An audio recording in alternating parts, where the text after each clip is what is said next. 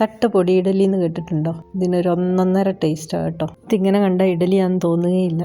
ഇത് നല്ല സോഫ്റ്റായിട്ടുള്ള പഞ്ഞി പോലെയുള്ള ഇഡലിയാണ്.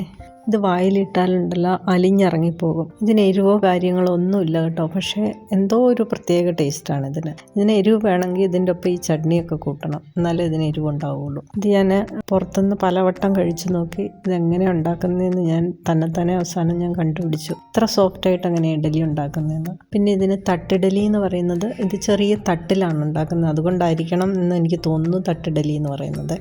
നമ്മൾ വീട്ടിൽ കറിയൊക്കെ വിളമ്പുന്ന ചെറിയ പ്ലേറ്റില്ലേ, അതിനകത്ത് കോരി ഒഴിച്ചുണ്ടാക്കിയാൽ മതി. ഇത് നല്ല സോഫ്റ്റായിട്ടുള്ള ഇഡലിയാണ്. അത് ഇതിനകത്ത് ചോറൊന്നും അരയ്ക്കണ്ട, അല്ലാതെ തന്നെ നല്ല സോഫ്റ്റായിട്ടുള്ള ഇഡലി ഉണ്ടാക്കിയെടുക്കാൻ പറ്റും. അപ്പോൾ ഇതുണ്ടാക്കുന്നത് എങ്ങനെയാണെന്ന് കണ്ടു നോക്കാം. ആദ്യം തന്നെ ഇഡലിപ്പൊടി ഉണ്ടാക്കാം. ഒരു 1/2 കപ്പ് ഉഴുന്നാണ് ഞാൻ എടുത്തിരിക്കുന്നത്. ഉഴുന്നൊന്ന് വറുത്തെടുക്കാം. ഇതിൻ്റെ ഒപ്പം ഒരു 8-10 കുരുമുളകും കൂടെ ഞാൻ ചേർക്കുന്നുണ്ട്. നല്ലപോലെ ഒന്ന് ബ്രൗൺ കളറാകുന്നിടം വരെ ഒന്ന് വറുത്തെടുക്കാം. ഈ കുരുമുളക് വേണ്ടവർ ചേർത്താൽ മതി. ഇത് ഞാൻ എൻ്റെ ഇഷ്ടത്തിന് തന്നെ ചേർത്താണ്. ചെറിയൊരു എരിവ് കിട്ടിക്കോട്ടെ എന്ന് കരുതി ചേർത്താണ്. വേണ്ടവർ ചേർത്താൽ മതി. ഇപ്പോൾ ഇത് ശരിക്കും മൂത്തിട്ടുണ്ട്. ഒരു ലൈറ്റ് ബ്രൗൺ കളറായിട്ടുണ്ട്. അപ്പോൾ ഇതിലേക്ക് ഞാൻ ഫ്ലെയിം ഓഫ് ചെയ്തിട്ട് കാശ്മീരി ചില്ലി പൗഡറാണ് ഇട്ട് കൊടുക്കുന്നത്. ഒരു 1.5-2 ടേബിൾ സ്പൂൺ വരെ കാശ്മീരി ചില്ലി പൗഡർ ഇട്ട് കൊടുക്കാം. ഞാനിവിടെ 1.5 ടേബിൾ സ്പൂൺ ഇടുന്നുണ്ട്. ഈ ചെറിയ ചൂടിനകത്ത് കിടന്നൊന്ന് ഇളക്കിയൊന്ന് എടുത്താൽ മതി. അപ്പം ആവശ്യത്തിനുള്ള ഉപ്പും കൂടെ ചേർത്ത് കൊടുക്കാം. ഇത് ചൂടാറി കഴിയുമ്പോൾ നല്ലപോലെ ഒന്ന് പൊടിച്ചെടുക്കാം. ഒട്ടും തരിയില്ലാതെ വേണം പൊടിച്ചെടുക്കാൻ. ഇപ്പോൾ തരിയൊന്നും ഇല്ലാതെ ഞാനിത് പൊടിച്ചെടുത്തിട്ടുണ്ട്. ഇനി ഇത് മാറ്റി വെക്കാം. ഇനി നമുക്ക് ഇഡലി ഉണ്ടാക്കാം. ഇതുപോലെ ചെറിയ വട്ടമുള്ള പ്ലേറ്റാണ് ഞാൻ എടുത്തിരിക്കുന്നത്. ഇതിലേക്ക് കുറച്ച് എണ്ണ തടവി കൊടുക്കുക.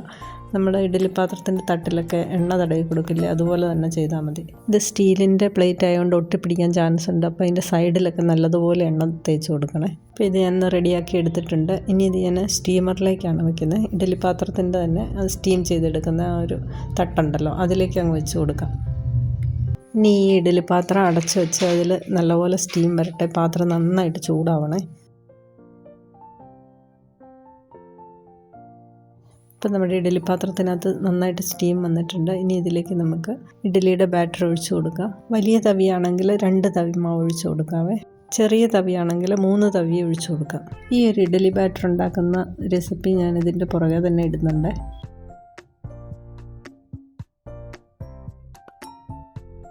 ഇനി ഇതൊന്ന് മൂടി വെച്ച് കൊടുക്കാവേ. ഈ ഒരു സമയത്തുണ്ടല്ലോ ഇതിൻ്റെ കൂടെ കഴിക്കാനായിട്ട് ഒരു റെഡ് ചട്നി ഉണ്ടാക്കുന്നുണ്ട്.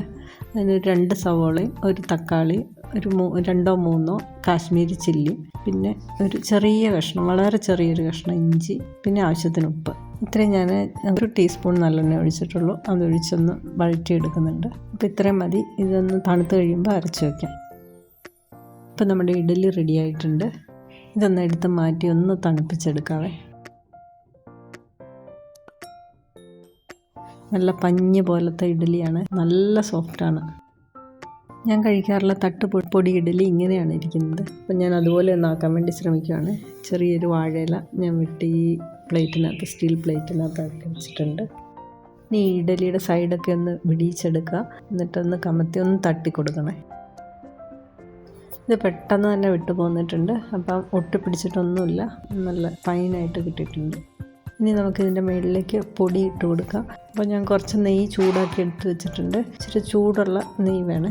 തണുത്ത നെയ്യ് എടുത്താൽ ഈ പൊടി ഇതിനകത്ത് കുഴഞ്ഞിരിക്കും. നമുക്ക് ലൂസായിട്ട് വേണം. നെയ്യ് വേണ്ടാത്തവർ എണ്ണയായാലും എടുത്താൽ മതി, പക്ഷേ കുറച്ച് കൂടുതൽ എടുക്കേണ്ടി വരും. അപ്പം ഞാൻ ഈ ചൂട് നെയ്യിലേക്ക് ഒരു 2-3 ടീസ്പൂൺ പൊടി ഇട്ട് കൊടുക്കുന്നുണ്ട്. ഇത് കഴിക്കുമ്പോൾ ശരിക്കും നല്ല നെയ്യുടെ ടേസ്റ്റാണ് വരുന്നത്. അപ്പോൾ ഇതൊന്ന് ഇളക്കിയെടുക്കാം. ഇതിപ്പോൾ കാണുമ്പോൾ തോന്നും അയ്യോ ഇത്രയും നെയ്യോന്ന്, പക്ഷേ ഈ റെസിപ്പി അങ്ങനെയാണ്. ഇത് പല സ്ഥലങ്ങളിലും രാമേശ്വരം കഫേ അല്ലെങ്കിൽ ഗുരുവായൂർ ടിഫിൻ എന്നൊക്കെ പറഞ്ഞ് ഉണ്ടാവുമല്ലോ, അവിടെയൊക്കെ കിട്ടുന്നത് ഇങ്ങനെയാണ്.